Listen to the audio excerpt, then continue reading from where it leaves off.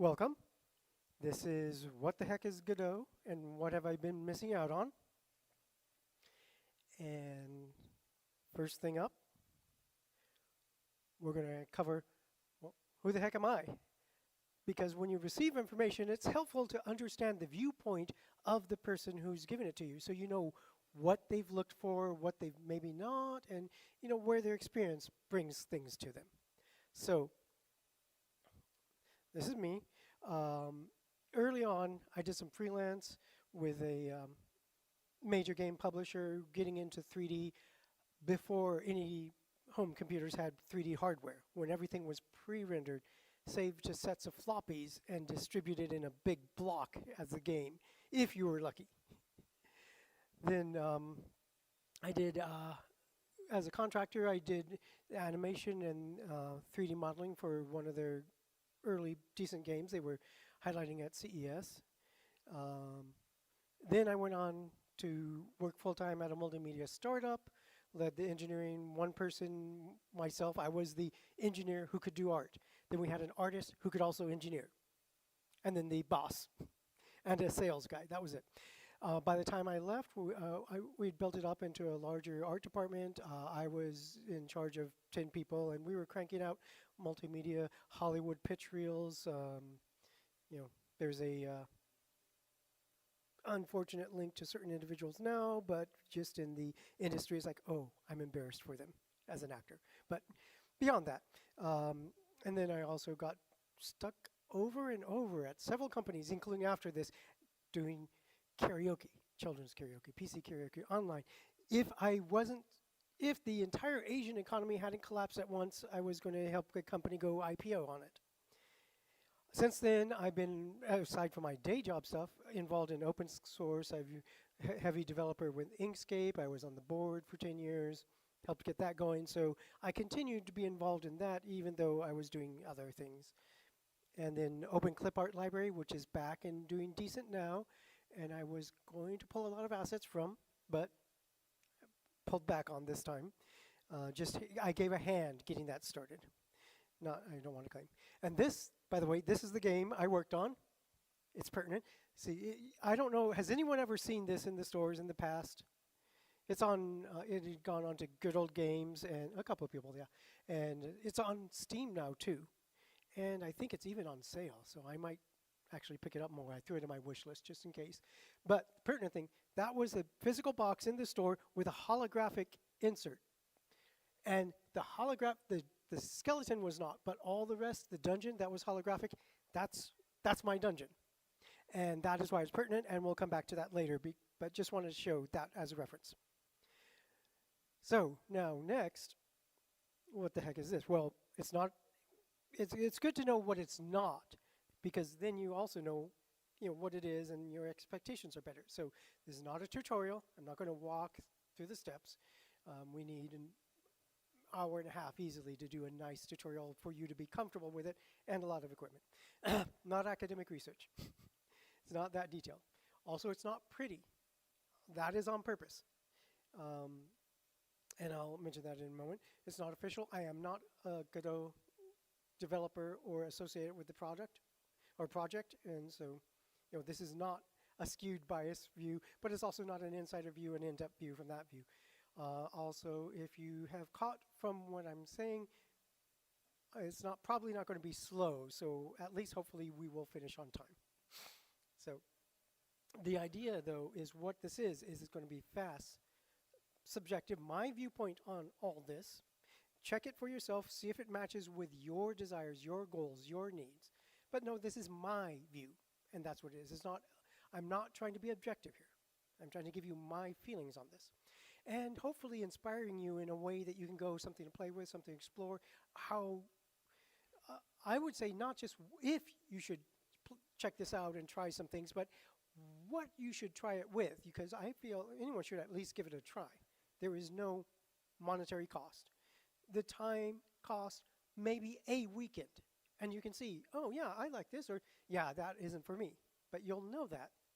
And so basically a crash course introduction. I'm going to go back 1 second. One of the things here, officially not pretty. Has anyone here ever worked in film, animation, or game development at all? A couple of people, yeah. Are you familiar with good storyboards? Thing I did when I was in college, I made a mistake for my animation class. One of them, I did storyboards on a computer because at the time, not many other people were doing that. And I made them really fancy with all these. That distracts from the content. I don't want you to be looking at my styling, my slides, my content. I want you to think of it as a blank slate for your ideas, your style, and what you want to do. So that's one of the things. So I actually I had a lot more graphics in here that I pulled out because I did not want to skew it incorrectly. So that's where we are. So now let us move into an overview of everything. First of all, the players. Happy Mr. Godot. Now, part of an introduction, how do you pronounce it? Multiple ways. Officially, this is actually, the name was inspired by the Samuel Beckett play, so it is Waiting for Godot, but it was originally written in French and presented in France by an Irishman who spoke English also. So, and then the project was started by people in Argentina who did not speak English as their native language. So there are different ways. And most say it Godot. Officially, it's kind of recommended. But even in some of the plays production, some of the actors, especially with the not American actors, British, have different accents, and some of them, like Sir Ian McKellen, actually slipped into saying Godot a lot, and which is how I used to say it purely. So I'm going to slip back and forth a little in that. There. The other players. The big gorillas on the block. Unreal Engine and Unity. And does Unity ring a bell with anyone of the late? Okay, good. At least a third of you out there. So we'll touch on that. And actually, with the players established, we now get into the drama. Well, especially Samuel Beckett play. Okay, so the play reference. The drama is, does anyone recognize this? Raise a hand so I get an idea how many. A third, half. Okay, this is The Lone Ranger. Established in a 1933 radio show, then books, a TV show that ran through 49 through 57, comic books, cartoons, and The Green Hornet was actually a spin-off from The Lone Ranger, in case anyone had heard of that. Recent movie even with that. Okay. So, but that's not pertinent, so we'll move on. And then films. Films of The Lone Ranger. Does anyone here remember 1981? Even some of the older people don't remember it. That was that bad. All right. The movie called The Legend of the Lone Ranger. What happened is the people who were producing the movie did not want the TV image, especially because at the time, the 60s Batman was thought of as cheesy and funny and not serious. So they did not want to bring that onto their movie project. So they sued TV's Lone Ranger so he could no longer appear in costume and in mask, could not go to conventions, could not go to openings, which he had been doing a lot, because that's what you do when you finish a very popular show. I mean, just look at the Star Trek circuit for conventions and actors. Then they gave a cameo to the guy who replaced him on the TV show for the last season, maybe when there were contract disputes. So that was just rubbing salt in the wound. It ended up a critical and commercial failure. Critics hated it. That's fine. You can still make money. Michael Bay is proof of that. Commercial failure because of the backlash.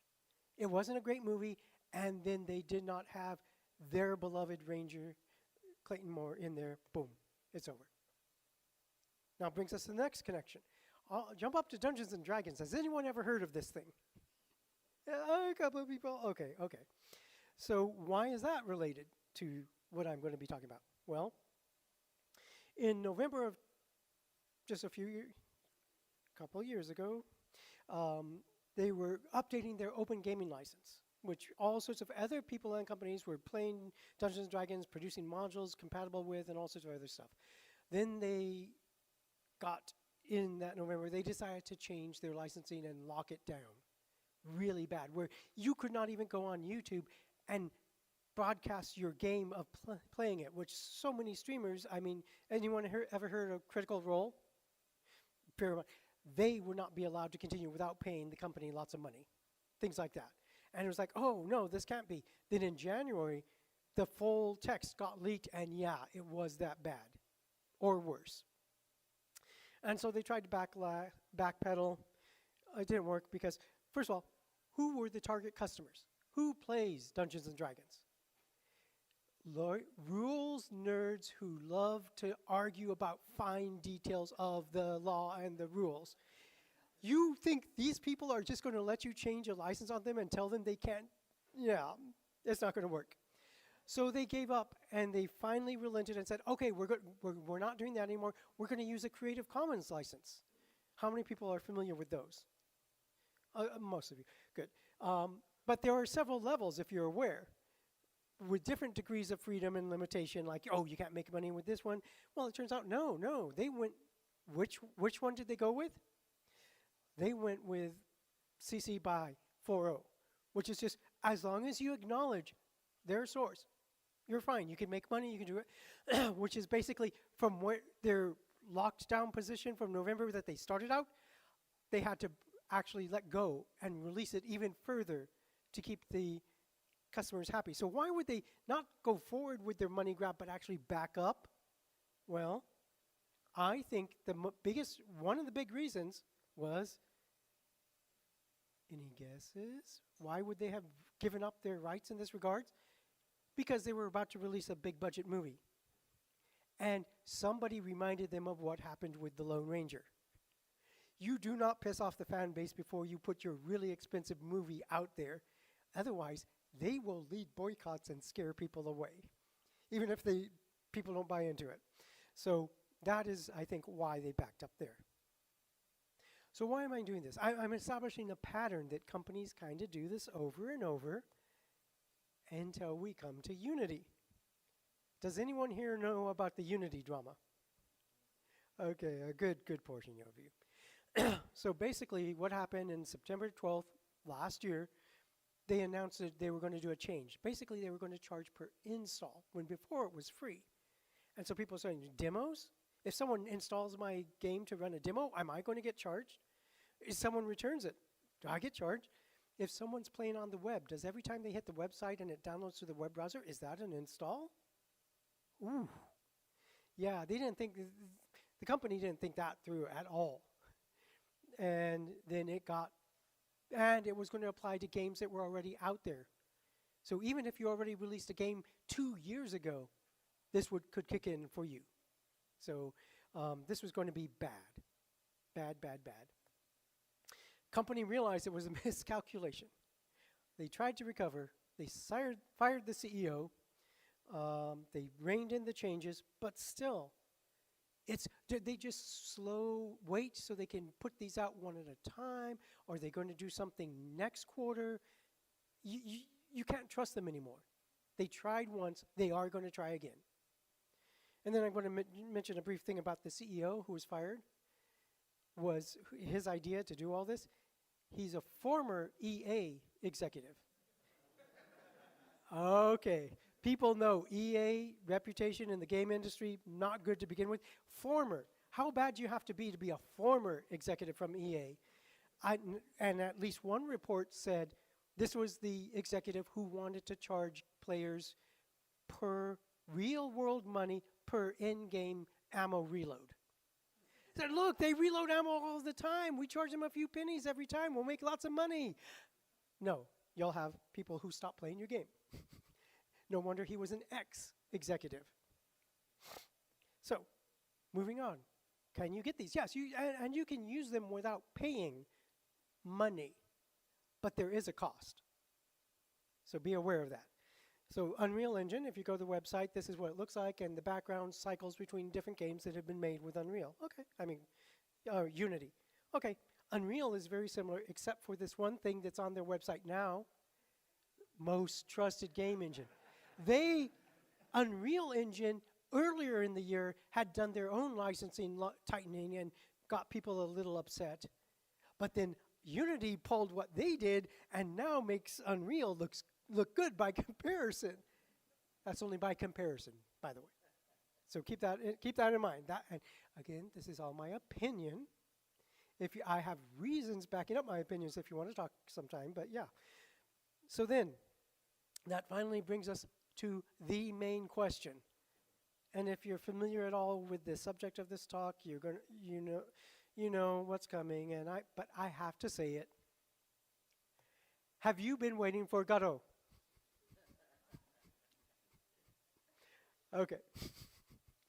And well, I have impression, and my strong opinion on this, from having worked early in the game industry, then in multimedia, and then staying in touch with everyone for over the years, Godot for Wait No More.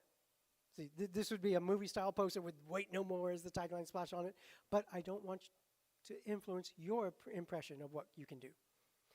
So we saw the Unreal and Unity websites a moment ago. This is Godot's. Looks a little cleaner, a little simpler, but the same thing. Every time you hit the website, you might have a different game show up in the background. And importantly, down here in the bottom, they show you what game by whom, which is nice. Because then you can say, oh, I might want to check that out. You have the info right there. So go ahead. So where is Godot now? I think it is Blender is to 3D animation what Godot is to the game world. So Blender, if people are not aware, the 3D modeler and animation software, open source, free as in cost and free as in rights, libre. And you have the same thing with Godot. You have, they hit with 2014 Song of the Sea, which if you like animation and you haven't seen it, you must go see that. Dig it up, find it, watch it. It's amazing. Then one of the more recent things was in an interview about the huge hit, unexpected hit, Everything Everywhere All at Once. They were using that for some of the movie effects. It was one of their tools. Among other things, I think maybe 6 artists working remotely did the effects for that movie. That's it. I was like, what? That, among other things, if you're dedicated and you have open source supporting you, you can do that. You can pull off Hollywood competing things. Maybe it didn't look quite the same, but that was good. They leaned into that. They intentionally didn't want it to look like a Marvel movie, and it worked. And the bagel, the bagel was from Blender. And it's just another tool in the toolbox, and a professional can switch to whatever's needed for the task at hand. And Godot seems to be hitting that tipping point. There are plenty of games on Steam and that are done with Godot. If you want to go and pay for some, play some for free. They are both. You can hit itch.io, however you pronounce it. All great source for indie games, and it's all over there. And even in an article from a top gaming magazine, I just pulled up because I was looking for a few more games to play this weekend. I pulled up, or no, not this weekend, just 2 days ago. I pulled up this article. Oh, Steam Spring Sale. I start going through the list. Best ones under $10. Oh, wait a minute, that was Godot. That was Godot. Oh, best under 5. That was Godot. And then I went to another site that lists, ranked by popularity, all the games on Steam that were done with Godot. It's like, wait a minute, my wife played that one. That was a fun game. That's a great game. So, now we get to the other thing. What can it do? Godot has a 2D engine and a 3D engine. If you're going to do a 2D or 2.5D or something, they have an engine dedicated for that. They have a 3D engine, which is fairly capable now. Really nice. And the platform support. Mac, Linux, Windows. Yeah, Windows 2. I guess you have to have that. Web. You can deploy to web games. You can do mobile, phones, tablets, all that. You can do consoles. And I have an asterisk there because that does involve some third-party publisher support to get onto Switch or PlayStation or whatever you want to do. But there are services for that. And in fact, the Godot developers formed a separate commercial entity so that they can raise money and focus on that work, because the game consoles aren't really that compatible with open source. You have to sign their agreements and other things. So there's an in-between that goes between there. But if you do want to, you can do that. And VR support. With Apple now, AR, but I'm not sure. I don't know how AR, the Apple stuff is. But yeah. So VR, AR, you can go through on Godot now. Also, you can do apps and tools. And the Godot game editor, the editor, the GUI that you bring up is a Godot project written in C++. So then that also brings us to the language support. It's native, it has GD script, which is a domain-specific language. They worked out for it because other languages weren't working well. And with a domain-specific language, you can either be locked in or you can be enabled for the abilities of the platform. I mean, Macromind Director, Macromind 3D, those were a few, not any of the others, but Macromind, yeah, early. I've been around a while. But so I've been exposed to all sorts of different languages. I've done professional work in Perl, Python, little JavaScript, JS, but GD script, I think, as a professional coder who does C++ or Java and C mostly, it's a great language for what it does, and they supported it well. C++ support is in there.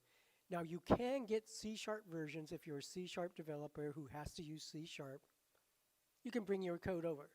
Personally, I think it's worth it to look at GD script and take that approach because it brings you more efficient coding for a game. You know, C# is a great general language, but if you want a game language for doing these games and these nodes and everything else, GD script is great. Now, we're going to touch a little on what games you can do.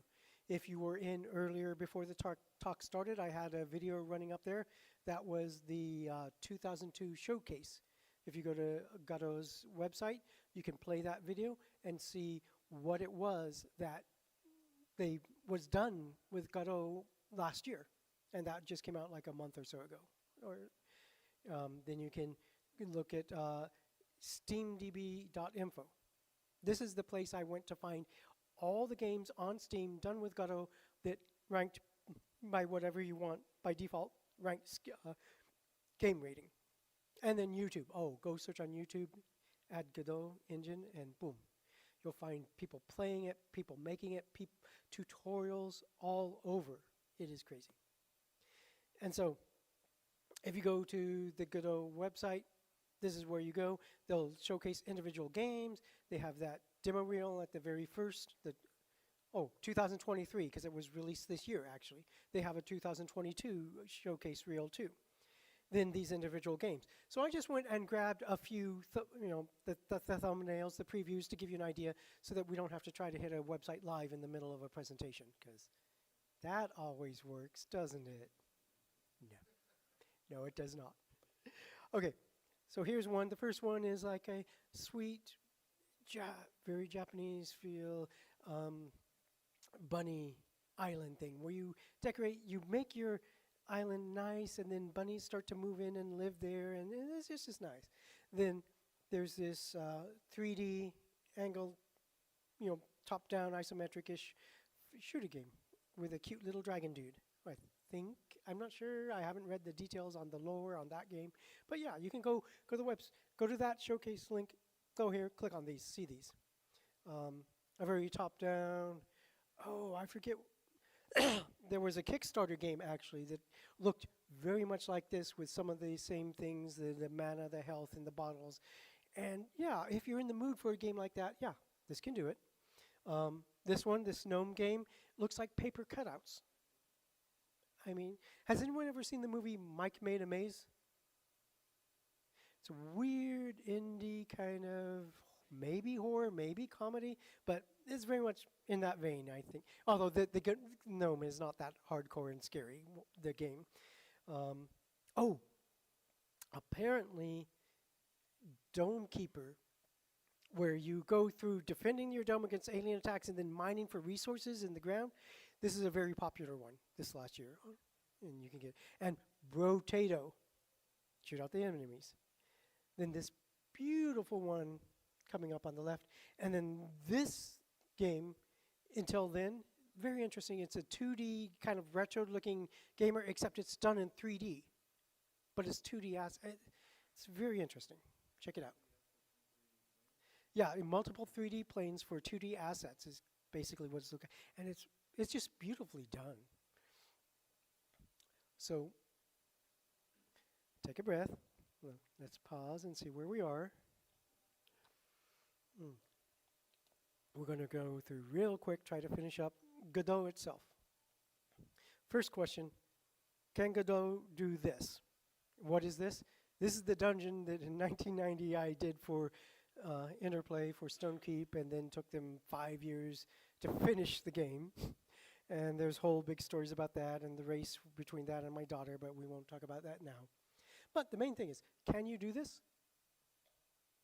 Answer is yes. So this fall I was playing with this. Took me 3 weekends to model columns, set up lights, do the lanterns the same. That's it. I don't have the demo with me now because last month or so my laptop got fried. The power supply went bad and fried it. And I couldn't just pull out the hard drive and plug it into some of my hardware to recover it directly because it's a NVRAM, a solid state drive. So I have to get, so I was like, okay. But then again, it's not about what game can I make. I'm not showcasing my game. I'm trying to tell you this engine can do this. So yeah. And then it had a limitation. The lighting and the shadows wouldn't work in the compatibility engine. By the way, doing 3D, you can pick different engines targeting what you want to do. Full PC only, or full desktop, mobile only, or the compatibility one that can run on both. So you can make one game that work anywhere. That can be handy. But, oh yeah, then it was already in the next release. I said, oh, it can't do these shadows the way I'm doing this in this horrible retro 1990s approach to it. This is not how you do it, but I'm going to try.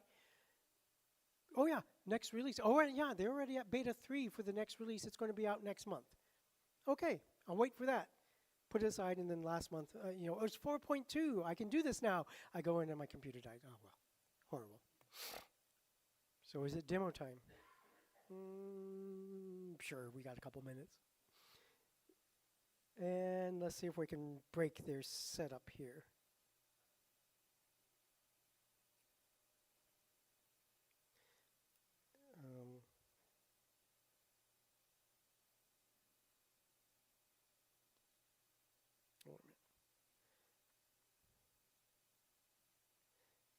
Let's see. So, by the way, that's the showcase webpage there at Godot.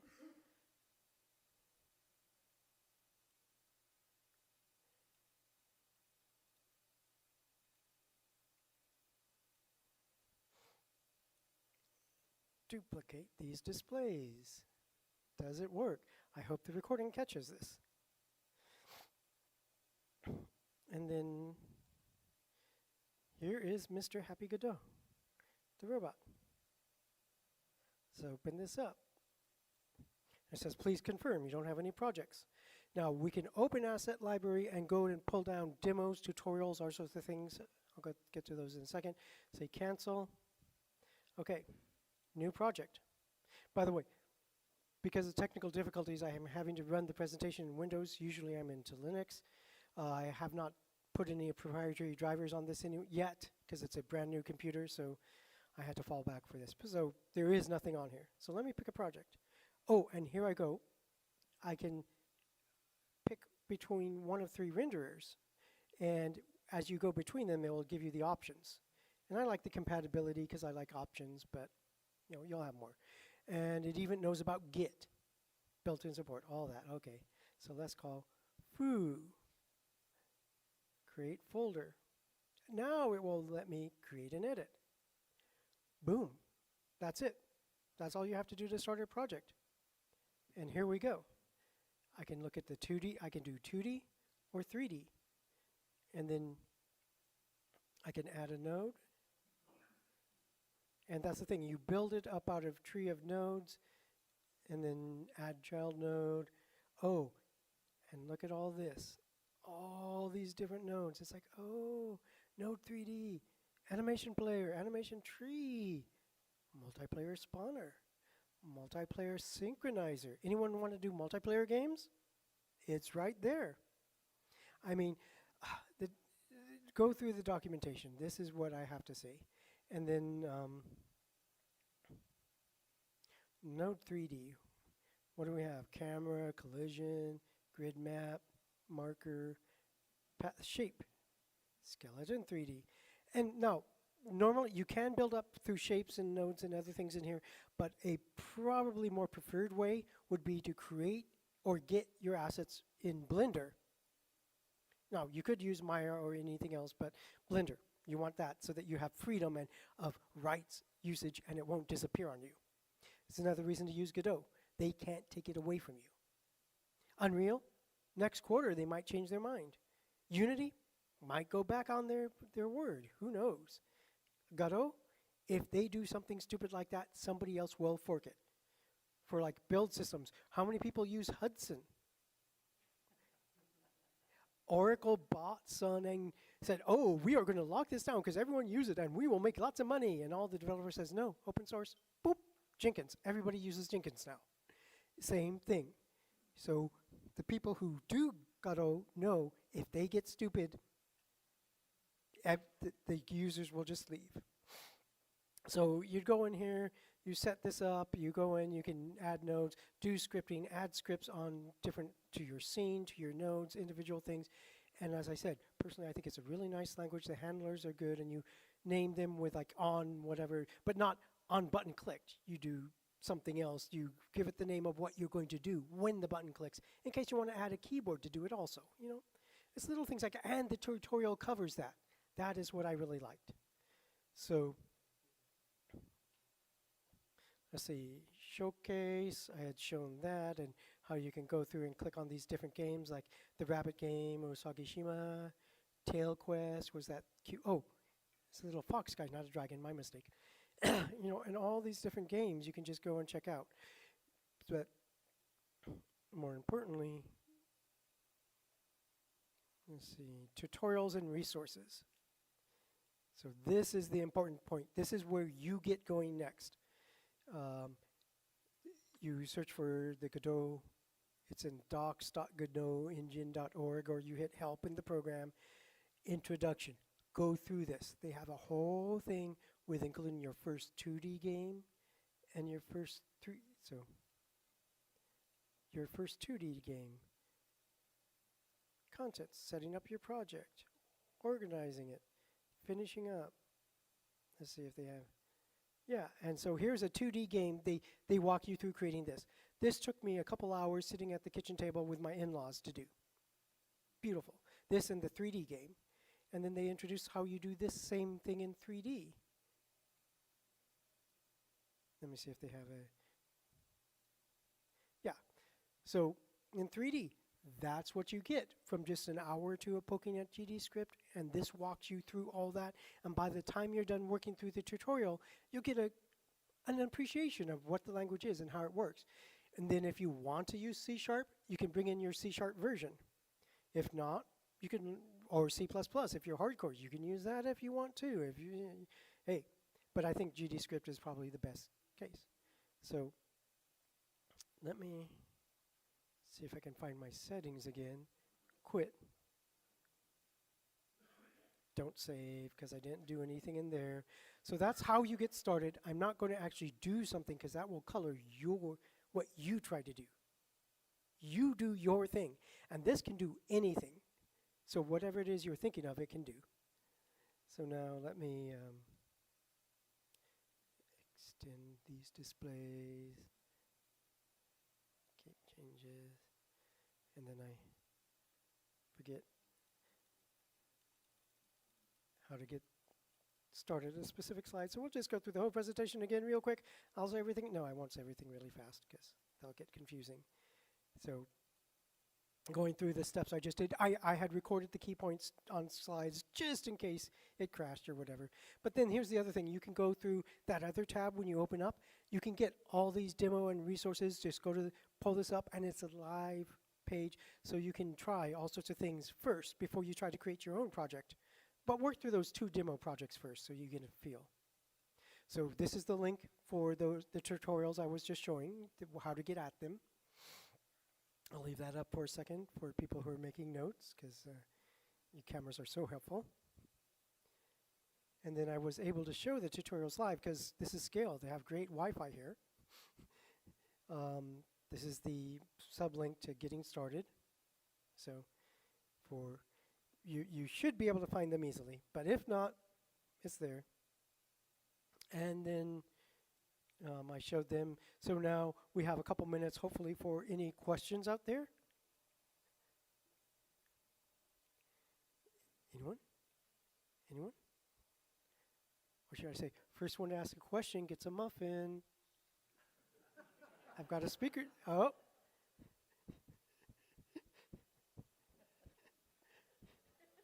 This is a special speaker's muffin. Don't tell them I gave this to you.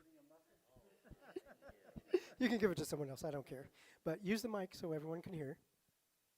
So I was just wondering with Godot, how does like in the industry, I know that a lot of times they're talking about using Unity and like Unreal Engine. How like Godot expand into like bigger AAA like industry and stuff? Okay. I'm wondering if that was working or not. Yeah. So he was wondering how Godot enters into the industry using Unreal and Unity. It's changing. And the big thing, with all the Unity drama that just happened, what you're going to see, I think, is smaller and indie studios first are going to be wary of putting all their eggs in the Unity or Unreal basket because they've just saw how likely the company is to just kick them over at any moment. And just like with Blender, where, oh, you can't afford Maya anymore? Okay, just use this. Suddenly, their sales drop. And then there was other things earlier where the workstation software, we can get into the whole thing happened there. Wavefront, I think, or Alias. And you don't hear about these companies anymore because they tried to do that. And everyone just said, no, I'm just going to use my PCs instead of the Sun workstations. They're good enough. So I think it's because of what happened last fall, they're doing this. You won't hear about it for another 6 months maybe, but then the stories will start to come out. Any other questions? Yes. I'm not sure if this is working again. Oh, it's on somewhat. So, with all the questions about licensing, I'm wondering, does Godot impose any kind of copyleft terms or anything like that? I worry about that from both sides. Oh, yes. Very good question. So he says, does Godot impose any licensing, any copyleft, anything like that? I forgot to include that. That is a key thing. Godot is under the MIT license. MIT license says, basically, take it, mention that you're using it, that's it. That's all you're under restriction to.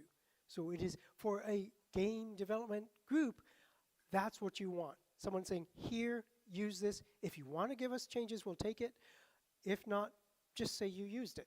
That's it. I think that's pretty simple and non-burdensome, but very good. Yes, I definitely needed to mention that. Anyone else? Ooh, couple down there.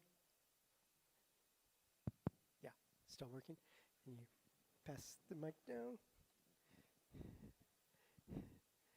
Have we seen any AAA games being developed with Godot yet or not? Okay, have we seen any AAA games being developed with it? I'm not sure. I think like Dome Keeper was a couple months ago, I think hit 1.5 million in sales. So you're looking at that for the moment. But, how long does game development take? It's not the 5 years plus it took on the game that I worked on. But it's still, you've got a big lead time. So bigger games might be coming out. And as more small developers realize they can get into this for I mean, Unity, Unreal Engine, you pay thousands of dollars per year per developer. If you have 5 people using it, you have to pay 5 times that $5,000, things like that. So for basically what I'm waiting for is the AAA game equivalent of Everything Everywhere All at Once. It's all there. It's tools easy for creative people to use. It's affordable, and Unity just made people notice it. So I'm sure one of the big factors for Unity backing off their claims is how many indie studios announced they were switching to Godot, and how many big studios privately told them, change this or we are switching. Because Godot is good enough. It will do the job. So I think we're about to see more and more until sometime with it. But you're looking at a good Godot game can net, over $1 million, couple million probably easily nowadays. Anyone else? Yeah. Godot doesn't really support current gen console, so if for somehow I have access to the console SDK, how can I try Godot to perform on those consoles? How can you try Godot to perform on the consoles? Now that takes third-party publishing things and money that I personally don't have just to spend on the weekend. But I think it was either summer or fall. That is where the Godot developers formed the separate company so that they can pursue that because of those questions. So I forget the name of it right now, but just do a search for that online, and they are the group trying to make this happen, trying to make it easier, and they'll have those details, I think. So that's where to look for it. But yeah, they are trying to answer that question and that need. So real quick, any last question? Oh, well, I'll get two real quick. Yeah, what's the asset ecosystem like? If I'm a developer who doesn't want to learn any Blender, how easily will I be able to find assets for my game? Oh, how easy can you find assets?